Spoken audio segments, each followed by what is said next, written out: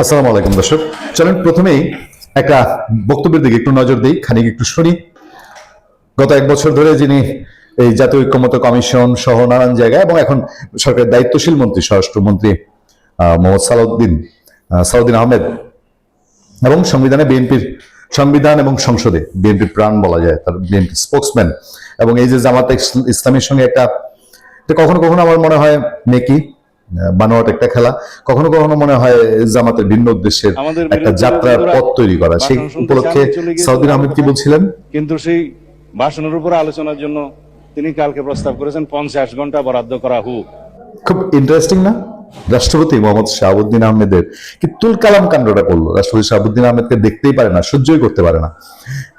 এর আগের ইতিহাস বাদিয়ে দিলাম, এই লোকের অধীনেই গিয়ে চা খাইছে, পান খাইছে, 5ই আগস্টের কেমনে সরকার গঠন হবে সব করছে, তাদের লোকজন ওখানে গিয়ে শপথ করছে, বারবার শপথ করছে, শপথ অনুষ্ঠানে গেছে, এখন তারা দেখতে পারে না, হুদাই কোনো কারণ ছাড়া এখন দেখতে পারে না। তার বক্তব্য প্রত্যাখ্যান করছে, তার বক্তব্য শুনবে না দেখা সংসদে কেন বক্তৃতা দিল, তুলকালাম কাণ্ড। সংসদ ছেড়া চলে আসছে, ওয়াকআউট করছে, ওয়াকআউট করার তো করে নাই, তো করছে বাংলাদেশের জাতীয় সঙ্গীত অবমাননা করছে এই রাষ্ট্রপতির নিয়ে হুলস্থুল করতে গিয়া।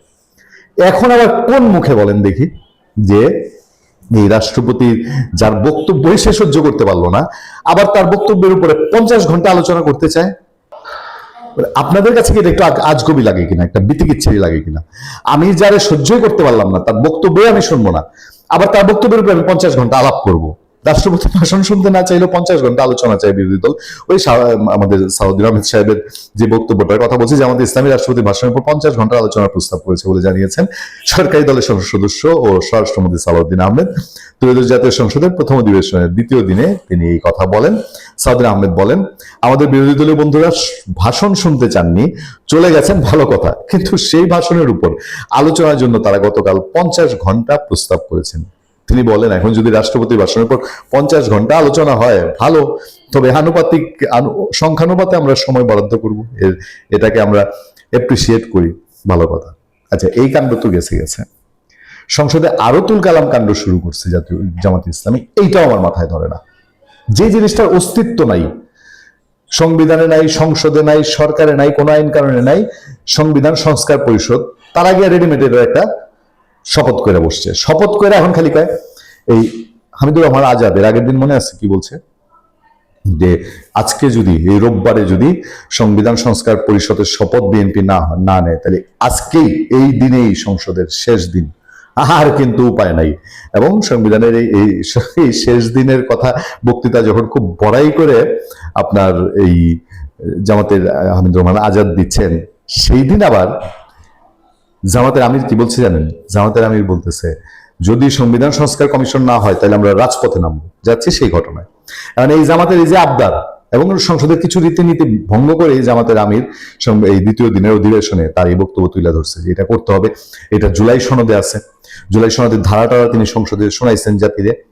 সালাউদ্দিন আহমেদ কি বলছে জানেন? বলছে যে আছে, কিন্তু এটা তো হাইকোর্টে অলরেডি রিট হয়ে বসছে, চ্যালেঞ্জ করে বসে, আদালতের বিচারাধীন। বুঝেন? কিন্তু বিএনপির রিয়াকশনটা খেয়াল করবেন, বিএনপি কিন্তু আদালতের দিকে তাকায় আছে। আচ্ছা, সংবিধান সংস্কার পরিষদ নিয়ে সংসদের স্বরাষ্ট্রমন্ত্রী জামাতের আমিরের বিতর্ক, এই বিতর্কটার কথাই আমি বলছিলাম। এই বিতর্কের মধ্যেই তারা এইসব কর্মকাণ্ড করছে দুইজনে মিলা, যে এই একজন কয় এখনই শপথ নিতে হবে, আজকেই শপথ নিতে হবে। এটার পাল্টা স্বরাষ্ট্রমন্ত্রী বলতেছে যে সংবিধান সংস্কার পরিষদ নামে কোনো কিছুর অস্তিত্ব নেই বলে জানিয়েছেন স্বরাষ্ট্রমন্ত্রী সালাউদ্দিন আহমদ। সংবিধান অনুযায়ী রাষ্ট্রপতি চলতি অধিবেশন আহ্বান করেছেন বলে উল্লেখ করে তিনি বলেছেন, জুলাই জাতীয় সনদ অনুযায়ী সংবিধান সংস্কার পরিষদ বাস্তবায়ন করতে হলে আগে সংবিধানের সংশোধনী আনতে হবে। সবই তো ঠিক আছে, এখন যেটা সংবিধানের নাই, এইটা অধিবেশন আহ্বান করার জন্য প্রধানমন্ত্রী কেমনে রাষ্ট্রপতির অনুরোধ জানায়? এটা তো আরেক বেআইনি কর্মকাণ্ড হবে।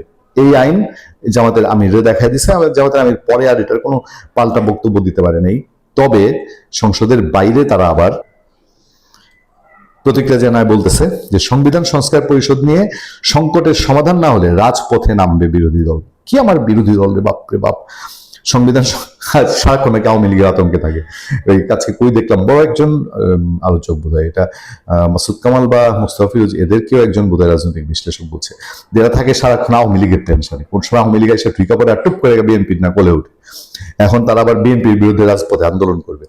সংবিধান সংস্কার পরিষদ গঠন নিয়ে চলমান সংকটের সমাধান জাতীয় সংসদের ভেতর। জামাতের এই কেমন 50 ঘন্টার আবদা, গুরুত্বপূর্ণ তথ্য দিলেন আতিক রহমান পূর্ণিয়া। রাজপথে নামার হুঁশিয়ারি দিয়েছেন বিরোধী দলীয় নেতা জামাত ইসলামীর আমির ডক্টর শফিকুর রহমান। রোববার বিকেলে ত্রয়োদশ জাতীয় সংসদের প্রথম অধিবেশনের দ্বিতীয় দিন শেষে সাংবাদিকদের সঙ্গে আলাপকালে তিনি এই কথা বলেন। শফিকুর রহমান বলেন, সরকার গঠনের পর সংসদ অধিবেশন ডাকা হলেও এখনো সংবিধান সংস্কার পরিষদের অধিবেশন আহ্বান করা হয়নি। প্রথম দিন সময় স্বল্পতার কারণে বিরোধী দল একটি ইস্যুতে ওয়াকআউট করেছিল। সেদিন তারা বিষয়টি উত্থাপন করলেও তা আমলে নেওয়া হয়নি। পরে অধিবেশনের দ্বিতীয় দিনের শুরুতে পয়েন্ট অফ অর্ডারে দাঁড়িয়ে বিরোধী দল আবারও বিষয়টি তুলে ধরার চেষ্টা করেছে, কিন্তু সালাউদ্দিন সাহেব পাত্তা দেন নাই, সরকারি দল পাত্তা দেয়নি। একটা কথা বলে শেষ করি, শেষ তো আদালতেই গিয়ে কিনা এর সমাধান করা। এবং বাংলাদেশে যে গিট্টু ইউনুস, ডক্টর ইউনুস লাগায় রেখে গেছে, এটা তো যখন সেই কাজ করতেছে তখনই আমরা বারবার বলছি যে ডক্টর ইউনুস ইচ্ছাকৃতভাবে এই গিট্টুটা লাগায় যাচ্ছে যাতে বাংলাদেশ এখন দীর্ঘদিন অশান্তিতে থাকে। এই সকল বিরোধী দল যদি বলেন বা পাতানো বিরোধী দলও বললেন, এদেরকে একটা কম্ম দিয়ে গেছে আর কি, যে তোমরা 1-2 বছর এটা নিয়ে টুকরাটুকি করো, 1-2 বছর পরে আওয়ামী লীগ আসলে পরে তো তোমরা সব আওয়ামী লীগ নিয়ে বিজি হয়ে যাবা। সো 1-2 বছর সময় কাটানোর বন্দোবস্ত। ভালো থাকবেন, সুস্থ থাকবেন। আপনার সাথে আমি আতিক রহমান পূর্ণিয়া।